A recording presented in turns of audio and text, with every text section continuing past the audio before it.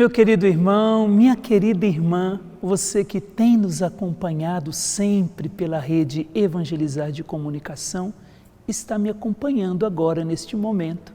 Eu quero trazer para você algo importantíssimo que nós precisamos fazer tendo em nossas mãos a Palavra de Deus, que é orar e contemplar a Deus com a sua palavra.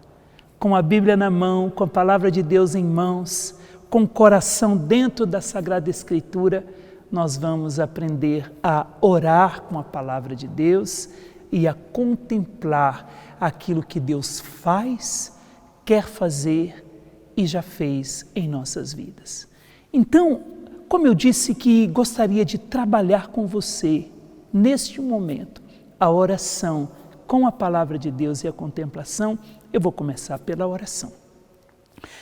Eu pego a Sagrada Escritura, coloco a minha vida ali, meu coração, me deixo conduzir por ela, me deixo transformar por essa palavra que tem poder de transformar as nossas vidas, que tem poder de cortar o mal, restabelecer a paz e devolver para mim aquilo que eu perdi, que é a esperança da eternidade, que é a esperança de viver na presença de Deus. Todas as vezes que Jesus ia para o monte, Jesus ia para orar, para estar na presença do seu Pai, para estar diante da vontade do querer do seu Pai. Até no Getsêmani, Jesus vai dizer que seja feita a tua vontade e não a minha. Então eu quero orar com a palavra. Como que eu posso orar com a palavra de Deus? Eu vou pegar um texto bíblico e um exemplo que eu vou dar, porque nada melhor com exemplos. Então eu vou pegar um texto bíblico que eu estou lendo, que eu estou ali meditando, que eu quero rezar com aquele texto. Eu pego esse texto bíblico e começo, por exemplo, aquela samaritana que foi buscar água naquele poço, era meio-dia.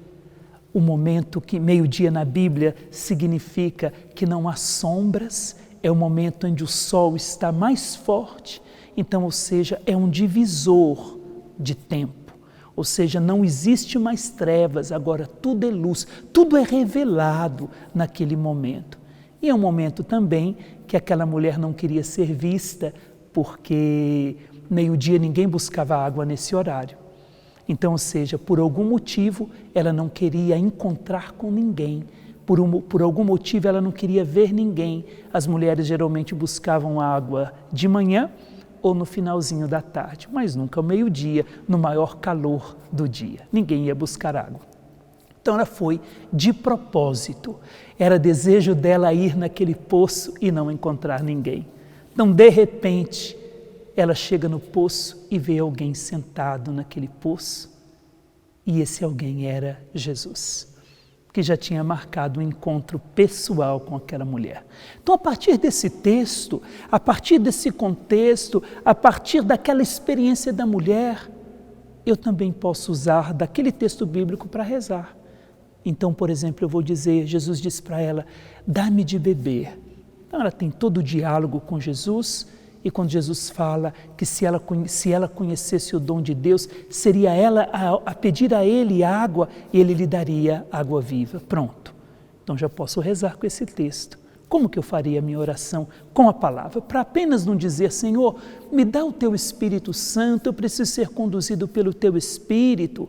Sim, não deixa de ser oração. Mas uma oração pautada com a palavra de Deus, é como se nós disséssemos para Deus, olha, eu estou rezando com a Tua palavra e a Tua palavra não mente. É como se a minha oração com a palavra de Deus tivesse tanta força e que fosse como um combustível que atraísse a presença de Deus e fizesse com que os ouvidos de Deus estivessem mais próximos da minha boca que clama por Ele. Então eu pego o texto bíblico e começo, Senhor, como aquela samaritana, cansada, sem querer encontrar ninguém, com motivos interiores, quem sabe, angustiada, amedrontada, envergonhada, e que não queria encontrar ninguém, foi naquele poço buscar água no momento que ela sabia que não encontraria ninguém. Então, Senhor, da mesma forma aquela mulher, muitas vezes assim eu me encontro, sem querer ver ninguém, sem querer encontrar com ninguém, vivendo fechado sobre mim mesmo.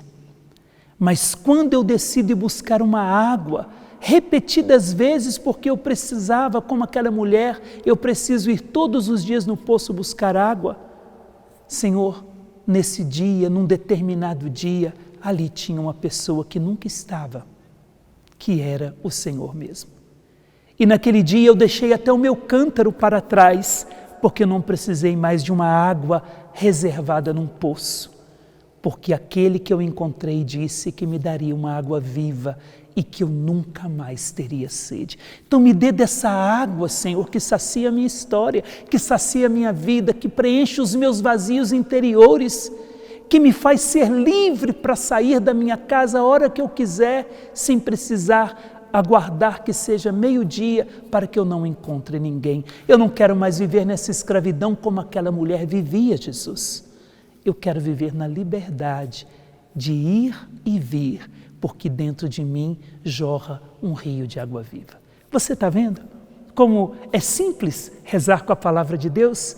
E veja como a nossa oração, a oração que eu fiz para você hoje como exemplo, é uma oração que vai brotando da palavra, vai brotando do coração, e quanto mais eu poderia ficar aqui com você horas rezando, porque é uma oração inesgotável, é uma oração que não é conduzida pela minha simples vontade, mas é a própria palavra de Deus que vai me conduzindo. Então é assim que nós oramos com a palavra. Eu posso pegar um salmo, por exemplo, eu pego um salmo e vou rezar com aquele salmo. Eu pego o salmo, por exemplo, que me diz: se o Senhor não construir a casa, em vão trabalharão seus construtores. Eu posso rezar com esse salmo dizendo: até hoje, Senhor, as coisas não têm dado certo porque eu quis trabalhar sozinho. E se o Senhor não construir, não adianta eu ficar trabalhando porque nada vai dar certo. Então eu quero que o Senhor construa e eu quero trabalhar na tua construção. Eu estou rezando com a palavra de Deus. Interessante ainda que a oração ela me leva a essa contemplação. E o que seria a contemplação?